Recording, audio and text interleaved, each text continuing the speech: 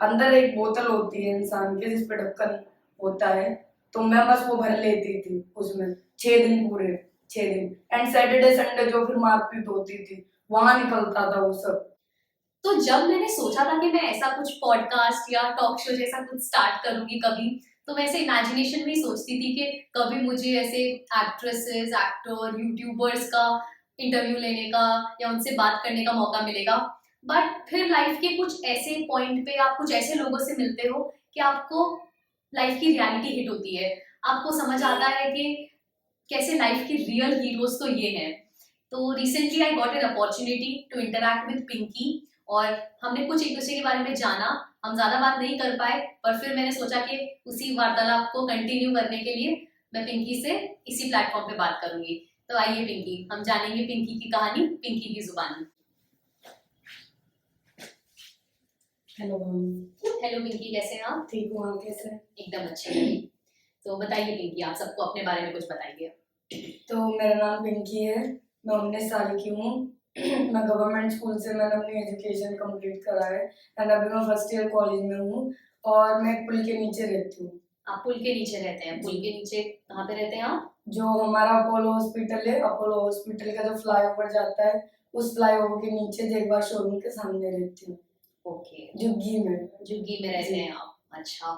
तो तो आपकी मतलब लाइफ में ऐसा क्या कुछ टर्निंग पॉइंट रहा जहाँ पे आपको कुछ रियलाइज हुआ कि आप वहां से भी एक बड़ी दुनिया में बिलोंग करते हैं? आपके लिए क्या वो टर्निंग पॉइंट रहा? जी, तो 2016 से पहले जब रग्बी नहीं था मेरी लाइफ में, ओके। तो हम लोग को मतलब ये हमारा कल्चर, ये नेचर हमें सिखाया गया था कि लड़कियों को मतलब सूट में रहना चाहिए, शलवार में, और ढक के रहना चाहिए, पर्दे में रहना चाहिए।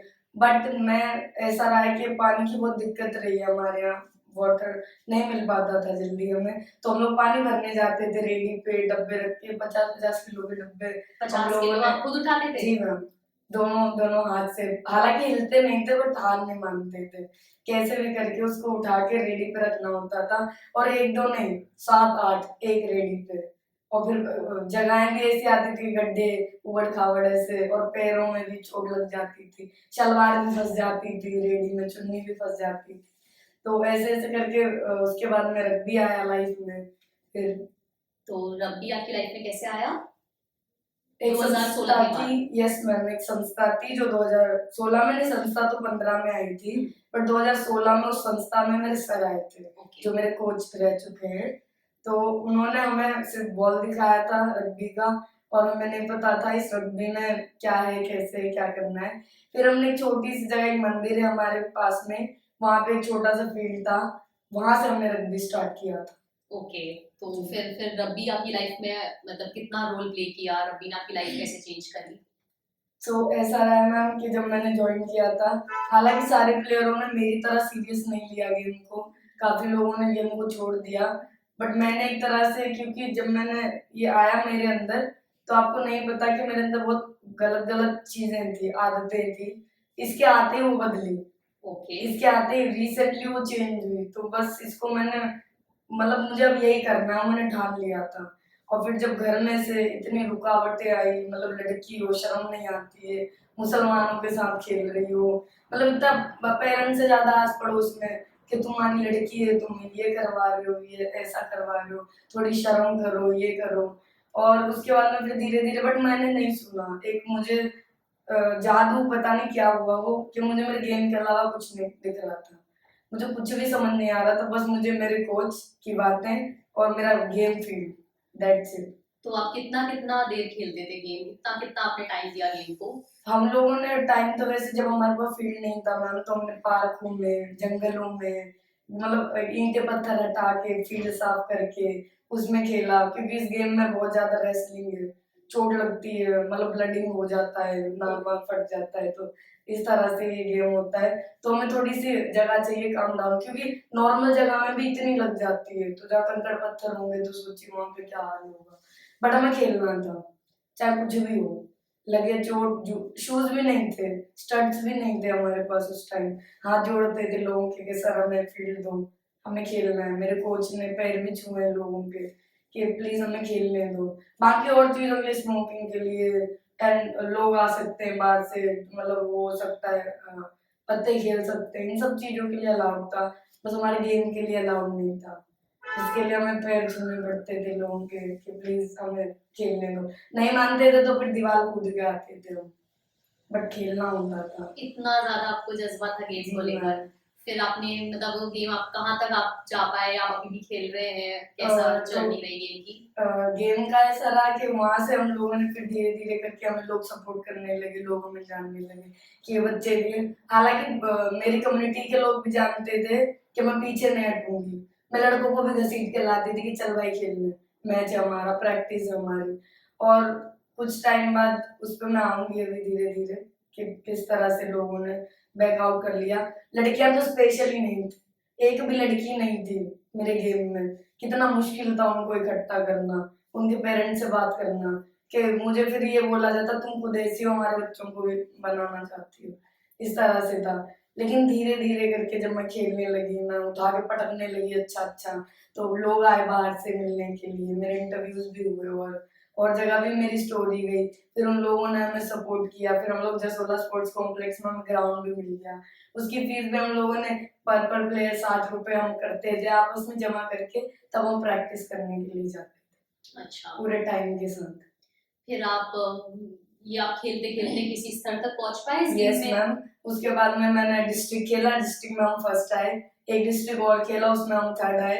जब मैं गांव में थी और वो सीन भी बहुत बुरा हुआ था कि मेरी टीम हार रही थी और मैं नहीं थी, बिकॉज मेरी पोजीशन थी स्क्रम हाफ, जो गेम चलाता है, मतलब मुझसे कोऑर्डिनेट करके बंदे खेल पाते हैं। तो डिस्ट्रिक्ट में जब मैं गांव में थी और मुझे सर ने बताया कि मैच है, तुमको आना पड़ेगा, तो किस तरह से मैं बस में थी और बस लेट हो गई थी, 3 मैच ऑलरेडी मेरी गर्ल्स हार चुकी थी और मैं फटाफट से पहुंची। मैं घर भी नहीं गई, बस से ही सीधा स्टड्स पहनते हुए और दौड़ती हुई पहुंच गई डिस्ट्रिक्ट मैच में। फिर सर का थोड़ा सा एंगर रहा तो मैंने चौके, उस एंगर में फिर मैंने इतना खतरनाक खेला कि हमारा मैच भी नहीं था, पता नहीं कैसे वो लास्ट मैच रह गया था, मेरे लिए भगवान जी ने बचा लिया था। फिर जीत गए थे हम, थर्ड मेडल तो ले ही आई थी मैं। जी। और वहाँ फिर पे आप गए थे। स्टेट्स भी गए उससे? जी मैम। फिर मैंने उसके बाद में स्टेट उसी कैंप से सिलेक्शन हुआ मेरा उड़ीसा के लिए।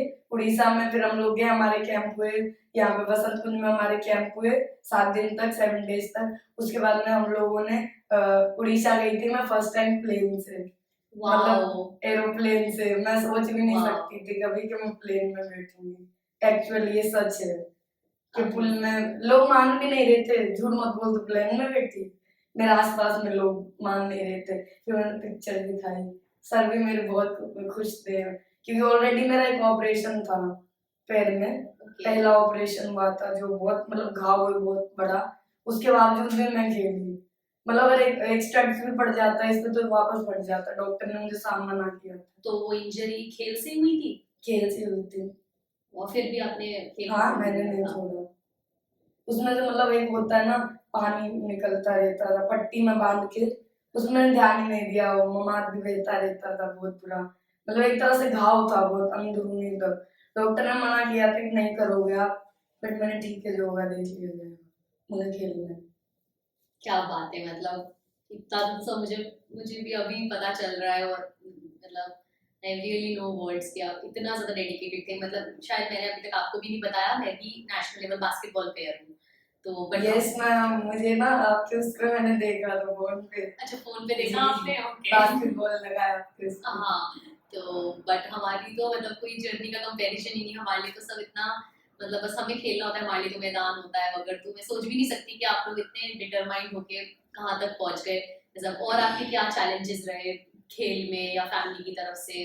खेल में तो मैम यही रहा है क्योंकि जब तक हम लोगों ने मतलब लोग अगर आते रहे हमें सपोर्ट करते रहे, कुछ ऐसे भी थे ना जो गिराने के लिए हमें किसी हद तक भी जा सकते थे, ऐसे भी लोग थे। और ज्यादातर मेरे कम्युनिटी के लोग ऐसे थे क्योंकि मैं लड़की हूँ और स्पेशली मेरे लिए मना है ये सब करना। मेरे भाइयों ने भी अंडरस्टैंड नहीं किया, मम्मी ने भी अंडरस्टैंड नहीं किया। एक मेरी बहन है विमलेश दीदी, उनको भी मैंने 2 साल मैंने रग्बी खिलाया है। बट इससे पहले आपकी छोटी बहन है या बड़ी? मुझसे बड़ी है, बहुत बड़ी है। मुझसे बड़ी आपने खिलाया उनको? यस मैम, मैंने उनके 2 बच्चे हैं। अच्छा। उनके 2 बच्चे हैं हम, बट पहले एक था जब मैंने उन्हें खिलाया। 2 साल उन्होंने रग्बी खेला। मैंने बोला और सोची वो बहू थी किसी के घर की, और कितना मुश्किल था उन्हें वहां से निकालना, और उनके लिए कितना मुश्किल था वहां से निकलना, बट किसी तरह हम लोगों ने किया।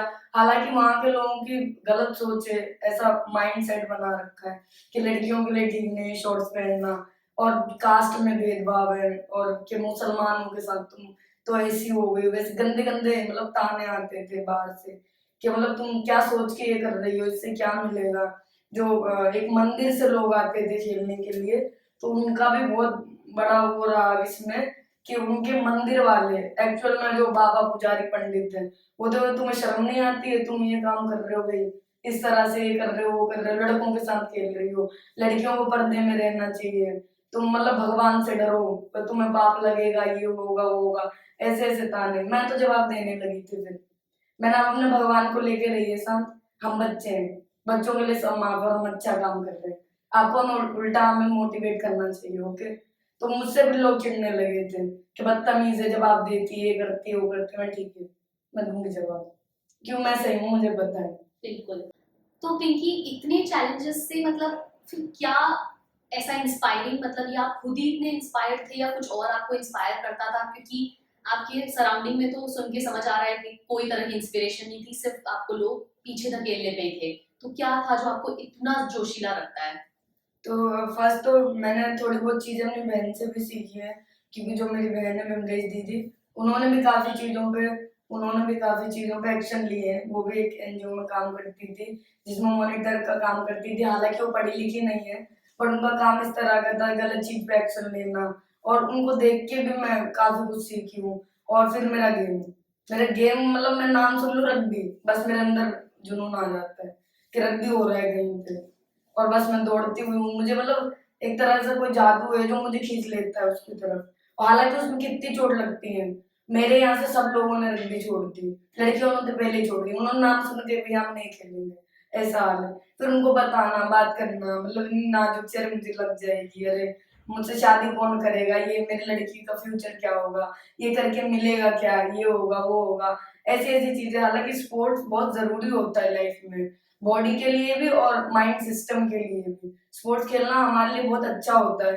हालांकि जो जो बीमारी होती है हमारे अंदर खेल खेल के थ्रू, वो भी चली जाती है। ये बातें भी मैंने वहां समझाई, बट वहां का ये नेचर है, वो जगह कोई बदल नहीं पाया आज तक। वहां से लोग निकले, मतलब इकलौती हूँ मैं जो वहां से मैं निकली हूँ, बाकी सबको समझाने की बहुत 5 साल मैंने इसमें ही दे दिए कि मैं वहां से लड़कियों को निकाल के मारूंगी, ये मेरा वो रहा। बट वहां के लोग इतने उतना अपने हट पे थे कि हम ये नहीं करने देंगे, तुम गलत कर रहे हो। बट आज जब मैंने प्लेन में भी बैठ लिया, मैं खेल के भी आ गई, हालांकि मेरी इंजरी है बट दोबारा मैं रीस्टार्ट करूंगी। और एक और हमारे रग्बी में था, restart reform, pause restart reform. तो हमारा पॉज होता है, हम ठहराव लेते हैं, थोड़ा सा रुक के सोचते हैं कि कैसे क्या करना है, प्रॉब्लम को स्लो मोशन में देखते हैं, उसको टैकल करना सीखते हैं। रग्बी पूरी तरह से लाइफ सिखाता है। लोग पता नहीं रग्बी गेम को सिर्फ मारपीट ही क्यों समझते हैं, बट ये जब आप इसमें आ जाते हैं, जब आप इसके रूल रेगुलेशन जान लेते हैं, तब आपको समझ आता है कि रग्बी लाइफ सिखाता है। मेरे लिए रग्बी एक लाइफ है, जिंदगी है, जिसकी वजह से मेरी लाइफ बदली है, उसकी वजह से मेरे अंदर बहुत बदलाव आए हैं। मैंने अपना पूरा घर चेंज कर दिया है, अपने लोगों की सोच चेंज कर दी। मेरी अम्मा कितना प्राउड करती है मेरे, जो कभी मुझसे कहती कहती थी कि तू गंदी है, वो तो अपनी बहन के जैसे निकलेगी, ये वो, मतलब इस तरह से बातें करती थी। मुझे काफी अवार्ड भी मिले, मुझे रग्बी की तरफ से लैपटॉप भी गिफ्ट मिला था, डेल कंपनी से मुझे लैपटॉप गिफ्ट मिला था। और जो हमारे कोच वगैरह थे, हमारे लिए एक ऐसा स्पेस रखते थे जहाँ हम अपनी प्रॉब्लम्स निकाल पाते थे, कि वहाँ हम सुन के आते थे कि मतलब ये है वो है, इतनी गलत गलत चीजें, शर्म करो, तुम लड़की जात हो, कुछ हो गया तुमसे शादी कौन करेगा, मुंह बिगड़ जाएगा, ये हो जाएगा वो हो जाएगा। बस मैं सुन के आती थी वहां से।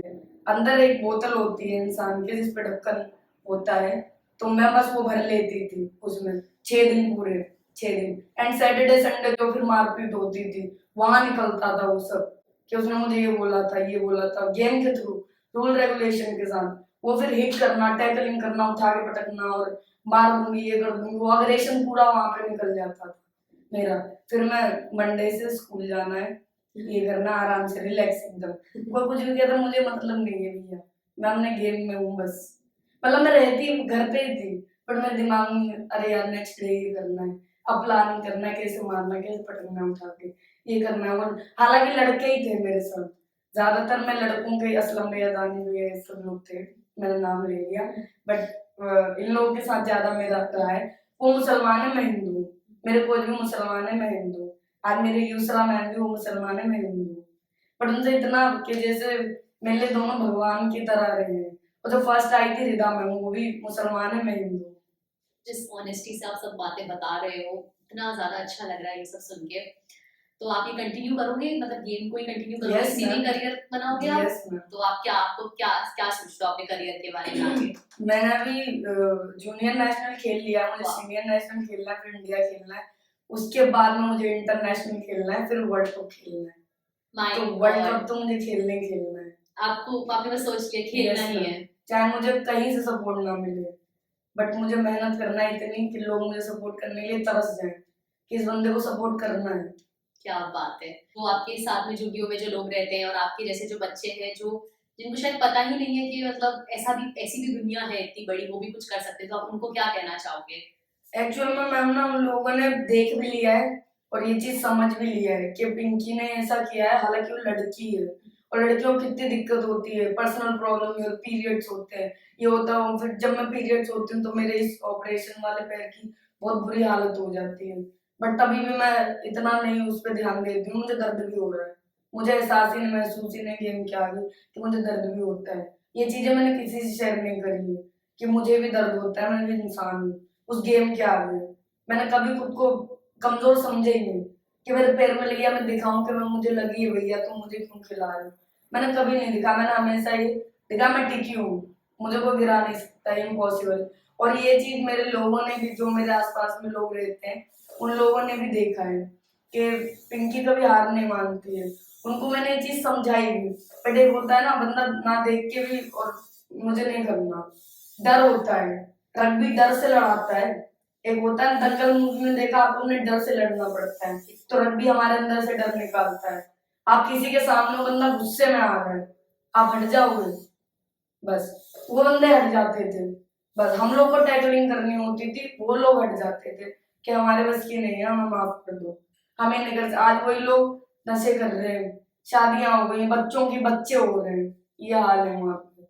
और मैं उनसे बड़ी हूँ, उम्र में बहुत बड़ी, आज तक भी मैं खेल रही हूँ, और अपना जो ऑपरेशन अभी रिसेंटली हुआ है उसको मैं ठीक करके दोबारा से मैं, और वहां पे ऐसा मतलब नेचर हो गया है कि लड़कियां स्कूल से मतलब और चीजों में पड़ गई हैं, लड़कों को लेके भगना और ये करना और ये करना, उन्हीं की जगह पे मैं भी हूँ, उसी कम्युनिटी में ही रह रही हूँ मैं, बट आज मैं यहाँ इंटरव्यू देने आई हूँ, तो मेरे लिए बहुत बड़ी बात है, और ये सब हुआ है मेरे गेम से, और जो मेरे लोगों ने 10 हाथ लगाए मेरे पीछे, उन सबका मैं थैंक यू करना चाहती हूँ। जो जो भी एनजीओ ने मेरे लाइफ में इतना बदलाव आया है, जो जितने भी एनजीओ, उन सबको तहे दिल से थैंक्स करना चाहती आपको हूँ। किसी का नाम लेना है तो आप वो भी ले सकते हैं। जी, सबसे पहले तो रिदा मैम, इसरा मैम, मेरे सर जो मेरे कोच हैं, इन तीनों लोगों का, और भी है साक्षी मैम है, और भी हैं काफी लोग हैं जिनका मैं नाम लेना चाहती हूँ। एंड अब मेरी फैमिली भी है जो मुझे बहुत दिल से सपोर्ट करती है, और मेरे भाई सीना तान के चलते हैं कि मेरी बहन तो प्लेन में बैठ के आई है, अब बताओ करना क्या है।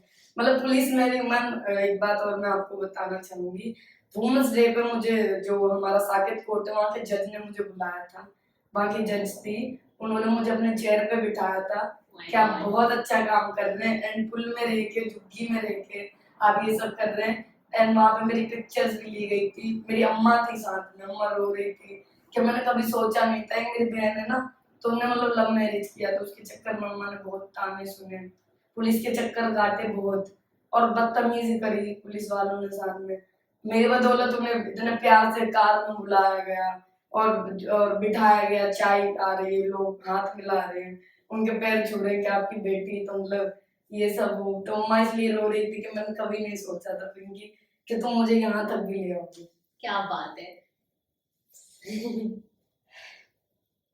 इट्स ओके रियली, मतलब सोच में हमको सुन के भी ऐसे रोंगटे खड़े हो रहे हैं। तो आप हर दिन ये जीते हो, अब से 19 साल के हो, राइट? Yes ma'am. 19 साल में आपने कहाँ से कहाँ आपकी जिंदगी, आपके घर वालों की जिंदगी बदल दी। मतलब सच में आपको मतलब स्टैंडिंग ओवेशन है, जेन्युइनली थैंक यू कि आपने मुझे टाइम दिया, आपने इंटरव्यू के लिए। बहुत बहुत अच्छा लगा आपसे मिलके। Thank you ma'am.